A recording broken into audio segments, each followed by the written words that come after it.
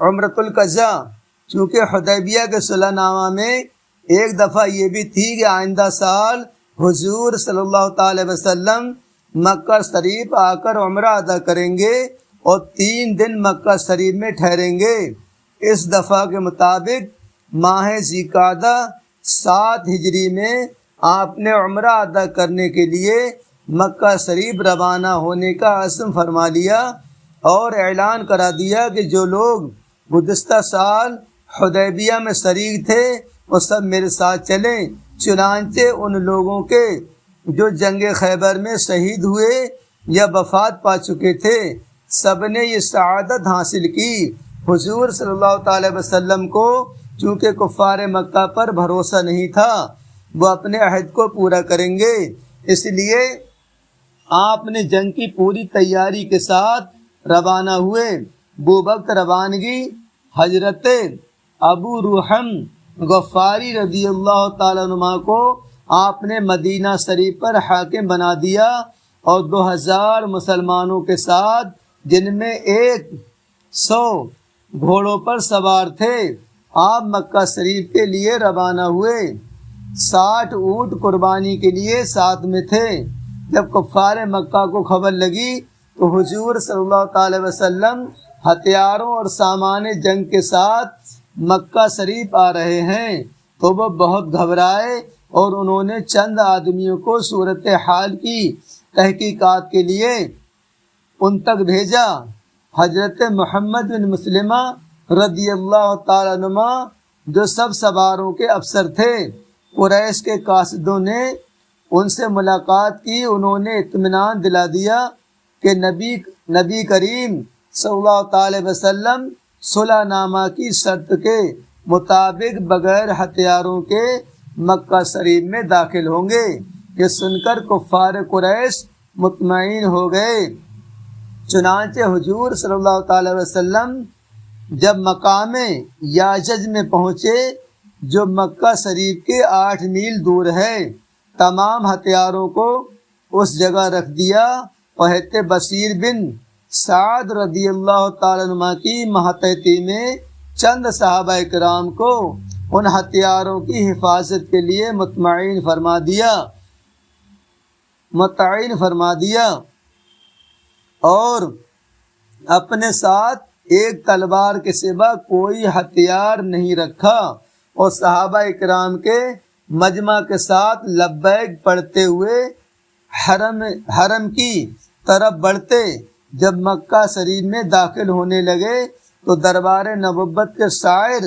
حضرت عبداللہ بن رباح رضی اللہ تعالیٰ عنہ نے اونٹ کی مہار تھامے ہوئے آگے آگے یہ اشعار جوش و خروش کے ساتھ بلند آواز سے پڑھتے جاتے تھے کہ اے کافروں کے بیٹو سامنے سے ہٹ جاؤ، اے کافروں کے بیٹو سامنے سے ہٹ جاؤ، آج جو تم نے اترنے سے روکا تو ہم تلوار چلائیں گے، ہم تلوار کا ایسا بار کریں گے جو سر کو اس کی خوابگاہوں سے الگ کر دے اور دوست کی یاد اس کے دوست کے دل سے بھلا دے۔ حضرت عمر رضی اللہ تعالیٰ عنہ نے ٹوکا اور کہا کہ عبداللہ بن رباح رسول اللہ صلی اللہ تعالی وسلم کے آگے آگے اور اللہ تعالیٰ کے حرم میں تم اشعار پڑھتے ہو، تو حضور صلی اللہ تعالی وسلم نے فرمایا کہ عمر ان کو چھوڑ دو، یہ اشعار کفار کے حق میں تیروں سے بڑھ کر ہیں۔ جب رسول اکرم صلی اللہ تعالی وسلم خاص حرم کعبہ میں داخل ہوئے تو کچھ کفار قریش مارے جلن کے اس منظر کی تاب نہ لا سکے اور پہاڑوں پر چلے گئے، مگر کچھ کفار اپنے دار الندوہ کمیٹی گھر کے پاس کھڑے آنکھیں پھاڑ پھاڑ کر وادی توحید کے رسالتوں سے مست ہونے والے مسلمانوں کے طواف کا نظارہ کرنے لگے اور آپس میں کہنے لگے یہ مسلمان بھلا کیا طواف کریں گے، ان کو تو بھوک اور مدینہ کے بخار نے کچل کر رکھ دیا ہے۔ حضور صلی اللہ تعالی وسلم نے جب مسجد حرام میں پہنچ کر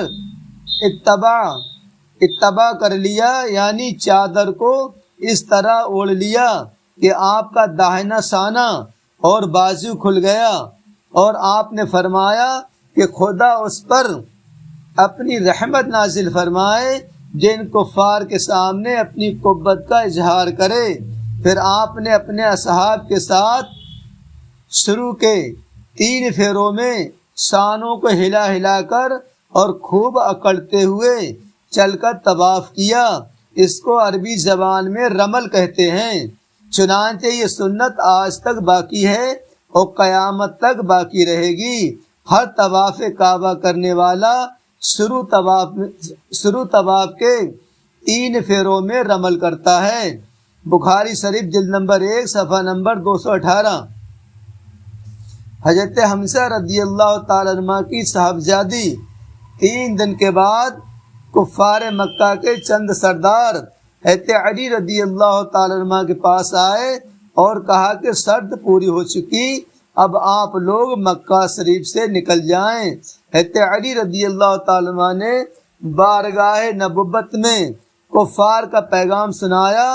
تو آپ صلی اللہ تعالی وسلم نے اسی وقت مکہ سے روانہ ہو گئے، اور چلتے وقت حضرت حمزہ رضی اللہ تعالیٰ عنہ کی ایک چھوٹی صاحبزادی جس کا نام امامہ تھا، حضور صلی اللہ تعالی وسلم کو چچا چچا کہتی ہوئی دوڑی آئی۔ حضور صلی اللہ تعالی وسلم کے چچا حضرت حمزہ رضی اللہ تعالیٰ عنہ جنگ احد میں شہید ہو چکے تھے۔ ان کی یہ یتیم چھوٹی بچی مکہ شریف میں رہ گئی تھی۔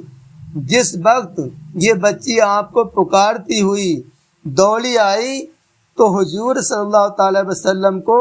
اپنے شہید چچا جان کی اس یادگار کو دیکھ کر پیار آ گیا، اور اس بچی نے آپ کو بھائی جان کہنے کے بجائے چچا جان اس رشتے سے کہا کہ آپ اور حضرت حمزہ رضی اللہ تعالیٰ عنہ کے رضاعی بھائی تھے، کیونکہ آپ نے اور حضرت حمزہ رضی اللہ تعالیٰ عنہ نے حضرت صوبیہ رضی اللہ تعالیٰ عنہ کا دودھ پیا تھا۔ جب یہ صاحبزادی قریب آئیں تو حضرت علی رضی اللہ تعالیٰ عنہ نے آگے بڑھ کر ان کو اپنی گود میں اٹھا لیا تھا، لیکن اب ان کی پرورش کے لیے 3 دعوے دار کھڑے ہو گئے۔ حضرت علی رضی اللہ تعالیٰ عنہ نے کہا کہ یا رسول اللہ صلی اللہ تعالی وسلم، یہ میری چچا زاد بہن ہے اور میں نے اس کو سب سے پہلے اپنی گود میں اٹھا لیا ہے، اس لیے مجھ کو اس کی پرورش کا حق ملنا چاہیے۔ حضرت جعفر طیار رضی اللہ تعالیٰ عنہ کی انہوں نے یہ گزارش کی کہ یا رسول اللہ صلی اللہ تعالی وسلم، یہ میری چچا زاد بہن ہے، یہ میری چچا زاد بہن بھی ہے اور اس کی خالہ میری بیوی ہے، اس لیے اس کی پرورش کا میں حقدار ہوں۔ حضرت زید بن حارثہ رضی اللہ تعالیٰ عنہ نے عرض کیا یا رسول اللہ صلی اللہ تعالی وسلم، یہ میرے دینی بھائی حضرت حمزہ رضی اللہ تعالیٰ عنہ کی لڑکی ہے، اس لیے میں اس کی پرورش کروں گا۔ تینوں صحابیوں کا بیان سن کر حضور صلی اللہ تعالی وسلم نے یہ فیصلہ فرمایا کہ خالہ ماں کے برابر ہوتی ہے، لہٰذا یہ لڑکی حضرت جعفر کی پرورش میں رہے گی۔ پھر تینوں صحابیوں کے دلداری اور دل جوئی کرتے ہوئے رحمت عالم صلی اللہ تعالی وسلم نے ارشاد فرمایا، اے علی تم مجھ سے ہو اور میں تم سے ہوں۔ حضرت جعفر رضی اللہ تعالی عنہ سے فرمایا کہ اے جعفر، تم سیرت و صورت میں مجھ سے مصاحبت رکھتے ہو۔ حضرت زید بن حارثہ رضی اللہ تعالی عنہ سے فرمایا کہ اے زید، تم میرے بھائی اور میرے مولا آزاد کردہ غلام ہو۔ بخاری شریف جلد نمبر 2 صفحہ نمبر 610۔ حضرت میمونہ رضی اللہ تعالیٰ عنہ کا نکاح اسی عمرۃ القضاء کے سفر میں حضور صلی اللہ تعالی وسلم نے حضرت بی بی میمونہ رضی اللہ تعالیٰ عنہ سے نکاح فرمایا۔ یہ آپ کی چچی ام الفضل زوجہ حضرت عباس رضی اللہ تعالیٰ عنہ کی بہن تھیں۔ عمرۃ القضاء سے واپسی میں جب آپ مقام صرف میں پہنچے تو ان کو اپنے خیمے میں رکھ کر اپنی صحبت سے سرفراز فرمایا، اور عجیب اتفاق کے اس واقعہ سے 40 برس کے بعد اسی مقام صرف میں حضرت بی بی میمونہ رضی اللہ تعالیٰ عنہ کا وصال ہوا۔ حضرت بی بی میمونہ رضی اللہ تعالیٰ عنہ کا وصال ہوا